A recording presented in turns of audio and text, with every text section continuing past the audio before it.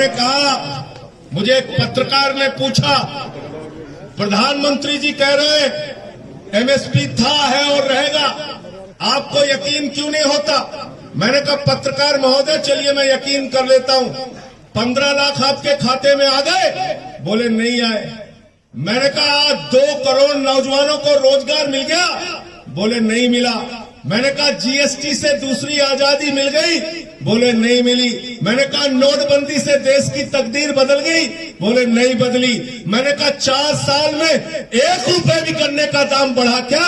बोले नहीं बढ़ा। मैंने कहा, स्वामीनाथन आयोग की रिपोर्ट C2 प्लस 50% लागू हो गया क्या? बोले नहीं लागू हुआ। मैंने कहा, फिर बताओ ऐसे झूठ पर हम भरोसा कैसे करें? बताओ। चलो हम भरोसा कर लेते हैं। तो अगर आप कहना चाहते हैं कि एमएसपी था, है और रहेगा, तो एक लाइन खाली कानून में बढ़ाने की जरूरत है। यहां सारे समझदार लोग बैठे हैं, अगर मैं गलत कह रहा हूं तो मेरा कॉलर पकड़ लेना। एक लाइन बढ़ाने की जरूरत है। एमएसपी से कम हिंदुस्तान की जमीन पर कहीं भी किसान का अनाज खरीदा जाएगा, उसको पकड़ के जेल में डाला जाएगा। बराबर कानून। इसमें क्या आपत्ति है आपको? अगर आपकी नीयत साफ है तो आप लिखिए, एमएसपी से कम में खरीद होगी तो उठा के जेल में डाल दिया जाएगा। दूसरी बात, कॉन्ट्रैक्ट फार्मिंग, जिसका अभी जिक्र आदरणीय दरोगा जी कर रहे थे, मैं पूछना चाहता हूं, आपने कहा जमींदारी प्रथा तो हिंदुस्तान के पूर्व प्रधानमंत्री, किसानों के नेता स्वर्गीय चौधरी चरण सिंह जी ने खत्म की थी इस देश से। आप क्या कहना चाहते हैं? आप क्या कहना चाहते हैं? आप कहना चाहते हैं नए पूंजीपतियों को देश में जमींदार बनाएंगे। कितनी जमीन का? 5,000 एकड़, 10,000 एकड़, 20,000 एकड़, 50,000 एकड़ जमीन का जमींदार बनाएंगे। तो याद रखिए, ये स्वर्गीय चौधरी चरण सिंह जी के सपनों के भारत को कुचलने की कार्रवाई है। मैं कहना चाहता हूं इस बात को, इस बात को मैं कहना चाहता हूं। 5,000, 10,000 एकड़ जमीन किसी एक किसान के पास इस देश में नहीं है। किसी के पास 5 एकड़ है, किसी के पास 10 एकड़ है, किसी के पास 20 एकड़ है, किसी के पास 2 एकड़ है। वो जमीन अडानी कॉन्ट्रैक्ट पर लेगा। जब 5,000 एकड़ जमीन हो जाएगी तो उस पे तार से घेराबंदी करेगा। जब 5,000 एकड़ जमीन बन जाएगी तो अंदर जो आपके डोले हैं वो डोला तोड़ दिया जाएगा, उसको बराबर कर दिया जाएगा। 40-40 फीट के उसमें रास्ते बनाए जाएंगे, उसमें बड़े बड़े स्टोर बनाए जाएंगे, फल पैदा किया जाएगा, सब्जी पैदा की जाएगी, अनाज पैदा किया जाएगा। माल अच्छा निकला तो अडानी को जाएगा, बड़े बड़े पूंजीपति को जाएगा। खेत बर्बाद हुआ तो आप एसडीएम के कोर्ट में जाएंगे। न्यायालय जाने का भी अधिकार आपको नहीं है। ये कानून है। अगर ऐसा कानून है तो ये धरती माता को बेचने का कानून है। इसका मरते दम तक विरोध करूंगा। मैं आपसे कहना चाहता हूं, ये हमारी धरती को छीनने का कानून है। ये हमारी धरती पर कब्जा करने का कानून है। ये हमारी धरती पर पूंजीपतियों को बिठाने का कानून है। ऐसा कानून हम कैसे स्वीकार कर सकते हैं? हमारी जमीन, उसको घेराबंदी कर लो, बाहर से अडानी का सिक्योरिटी गार्ड लग जाए, हम अपनी जमीन में घुस भी नहीं सकते, हम अपनी जमीन में अपने कदम भी नहीं रख सकते। तो इसलिए मैं कहना चाहता हूं, आज जो किसान आंदोलन चल रहा है वो इन्हीं कानूनों के खिलाफ चल रहा है।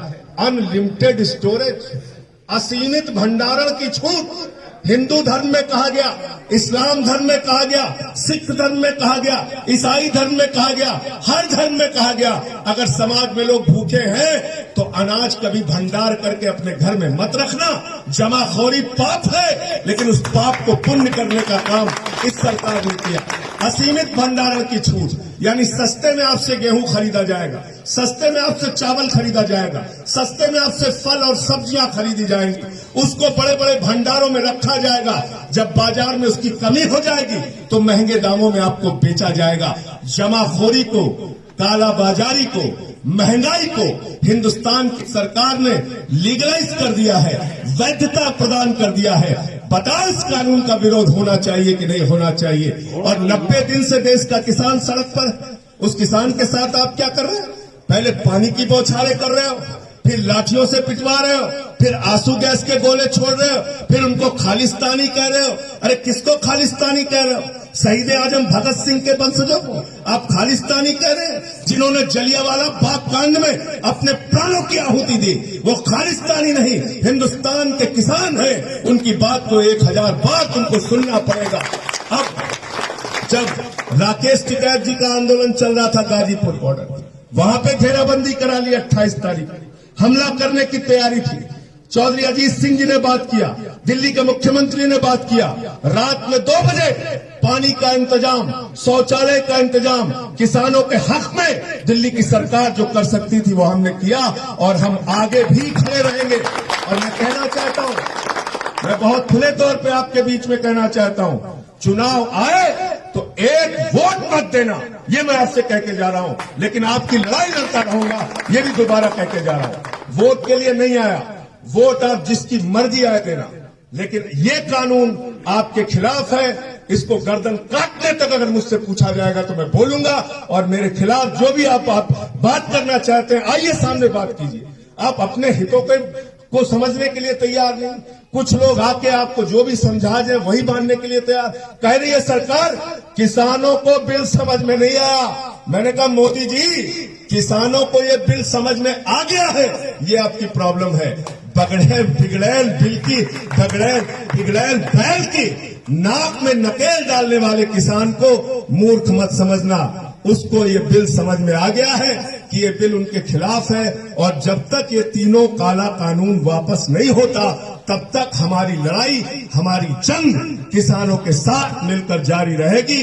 और मैं आपसे फिर दोहराना चाहता हूं, 28 तारीख को हमारी किसान की महापंचायत है, मेरठ की धरती पर, 1857 की क्रांति भूमि पर। वहां दिल्ली के मुख्यमंत्री आ रहे हैं, अरविंद केजरीवाल जी। आपके सवालों पर बात करेंगे, वोट पर बात नहीं करेंगे, चुनाव पर बात नहीं करेंगे, किसान पर बात करेंगे, किसान के मुद्दों पर बात करेंगे। जो कुछ भी 200 से ज्यादा हमारे किसान भाई शहीद हुए उस पर बात करेंगे। सड़कों पे आप कीले गाड़ रहे हो, कटीले तार गाड़ रहे हो, अन्नदाता को आतंकवादी कह रहे हो। कितना अपमान करोगे इस देश के किसान का और अन्नदाता का। मैं तो ये कहना चाहता हूं, जानवर भी जिसका दिया हुआ खाता है उसके प्रति वफादार होता है। ये सरकार जानवरों से ज्यादा बदतर सरकार है, जिसका खाती है उसके प्रति वफादार नहीं दिख सकती।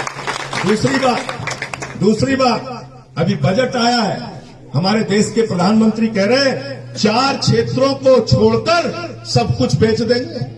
वाह भाई, हिंदुस्तान के 130 करोड़ लोगों ने मिलकर रेल बनाई, हिंदुस्तान के 130 करोड़ लोगों ने मिलकर LIC बनाई, बैंक बनाया, सेल बनाया, स्टेडियम बनाया, सड़क बनाई, बिजली बनाई, पानी बनाया। आप कह रहे हो सब कुछ बेच देंगे। रेल बेची जा रही, सेल बेची जा रही, एयरपोर्ट बेचा जा रहा है। आप जाके लखनऊ में देख के आना, चौधरी चरण सिंह जी के नाम पर जो एयरपोर्ट था, उस एयरपोर्ट का नाम आज अडानी एयरपोर्ट हो गया। हम अपने घरों में कब तक चुपचाप बैठ के हिंदुस्तान की संपत्तियों को बेचते हुए देखते रहेंगे? कब तक हिंदुस्तान का सौदा ऐसे होता रहेगा और हम चुपचाप बैठ के इसको बर्दाश्त करते रहेंगे? इसलिए हाथ जोड़कर आपसे निवेदन करने के लिए आया हूं। 28 तारीख की किसान महापंचायत में भारी से भारी संख्या में पहुंचिए। आपके सवालों पर मिलकर हम लोग बात करेंगे। देश की संसद में इस बिल का जितने मेरे अंदर ताकत और क्षमता है, पहले भी विरोध किया, पूरी रात संसद में धरना दिया, आगे भी आंदोलन करूंगा, आगे भी आपके लिए लड़ूंगा। बहुत बहुत शुक्रिया, बहुत बहुत धन्यवाद। आपने मुझे यहाँ बुलाया और अपनी बात कहने का मौका दिया। असहमति के बिंदु हो सकते हैं, उसकी कभी चिंता नहीं करनी चाहिए। डेमोक्रेसी के अंदर, लोकतंत्र के अंदर अगर असहमति नहीं होगी तो तानाशाही हो जाएगी। इसलिए मैं असहमति को हमेशा खुले दिल से स्वीकार करता हूं। बहुत बहुत शुक्रिया, बहुत बहुत धन्यवाद। कृपया ध्यान दें, कोई भी आदमी जाएगा नहीं, सबके लिए नाश्ता का प्रोग्राम